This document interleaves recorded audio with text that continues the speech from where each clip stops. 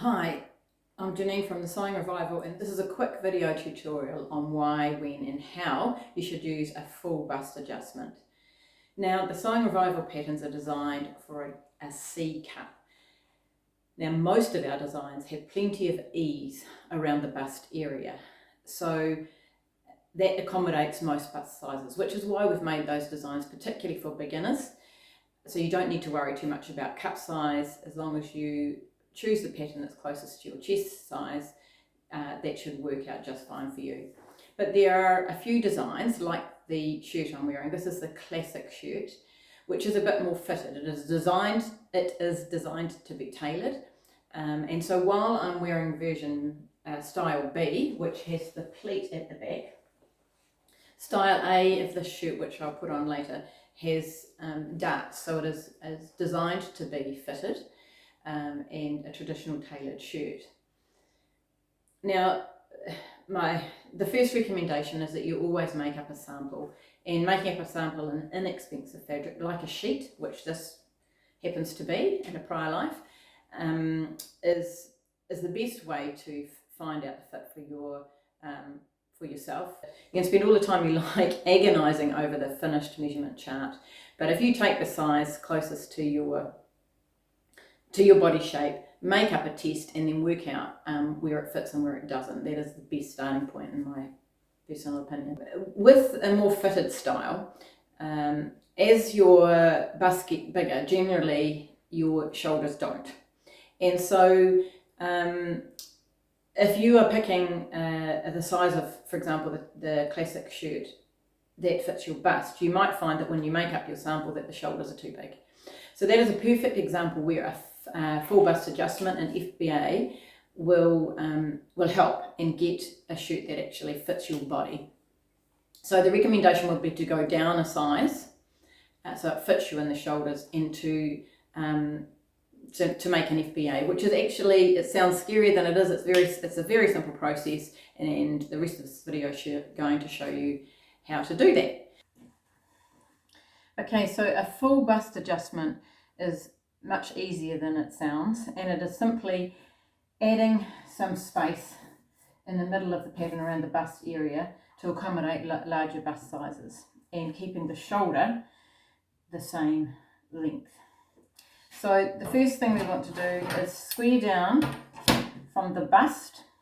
We want to make a line down, straight down to the hem. Now, the grid lines on the pattern pieces, if you've done a print at home pattern, are actually are great to line up with.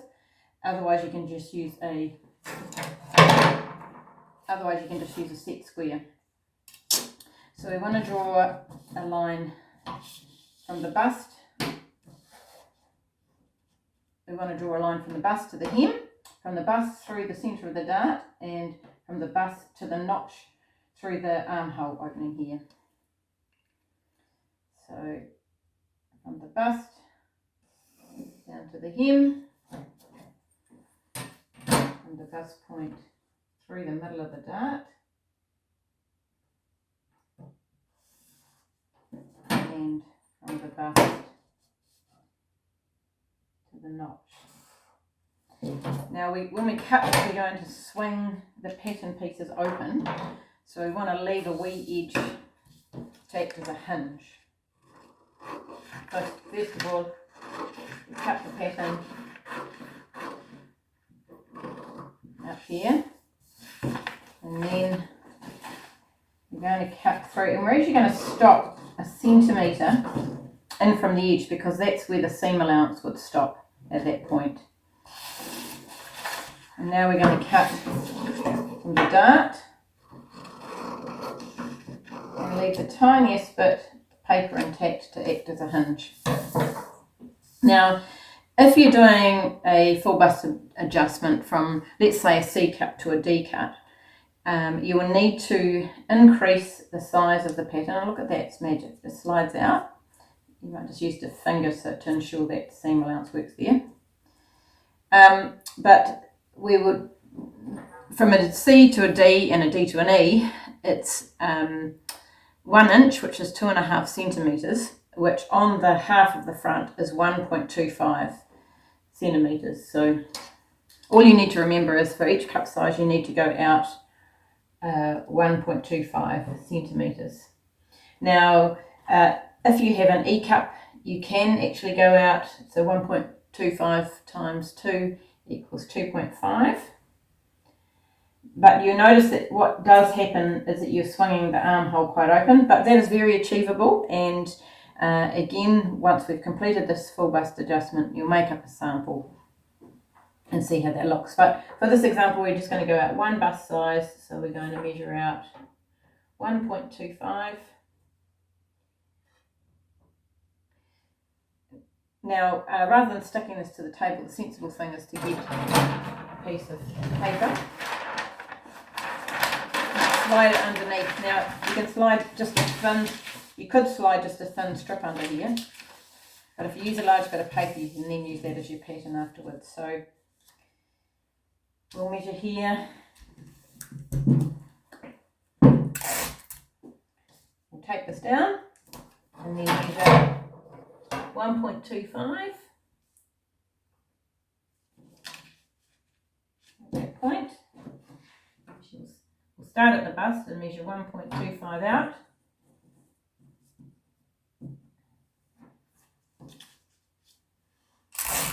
And just tape it here. We'll come down to the funnel end, 1.25.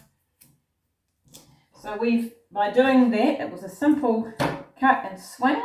And we've moved the bust point out and downwards. We've increased the size of the dart. So the original dart lines were from the notch. The original dart lines went from the notch to the bust. So the new bust point is now here. And you'll see that you've made a bigger bust dart. You can see that we've increased the size, or the half front, by 1.25, which is 1 cup size. And you'll see that the shape of the arm slightly changes, but the size of the armhole hasn't changed. So we can either stick this all down and cut out, leaving that, or we can trace out the whole thing.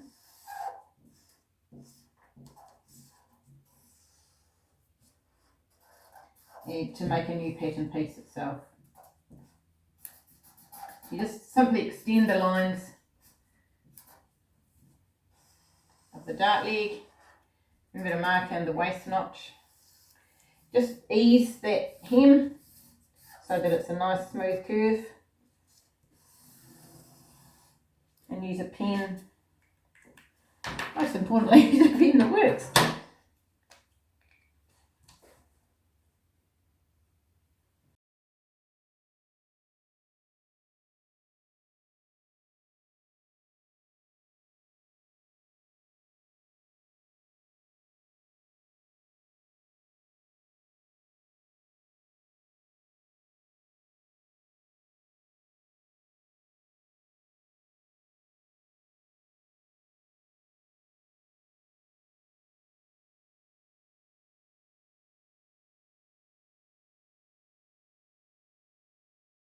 The original pattern was here, so effectively we've added 1.25 centimetres to the side and increased the size of the bust dart.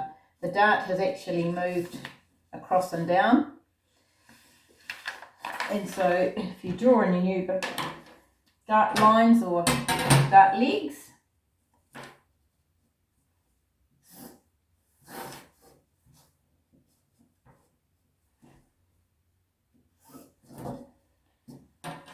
and now go and sew this up, you'll find that you've got a bigger area for your bust. So that's your FBA completed. Label your pattern piece. So this is the front of the classic shirt. It's a size 12 with an FBA plus 1, which is 1 cup size. And brackets 1.25 centimetres. Okay. Also, don't forget to put in your grain line, which runs perpendicular to this. And that's all there is to it.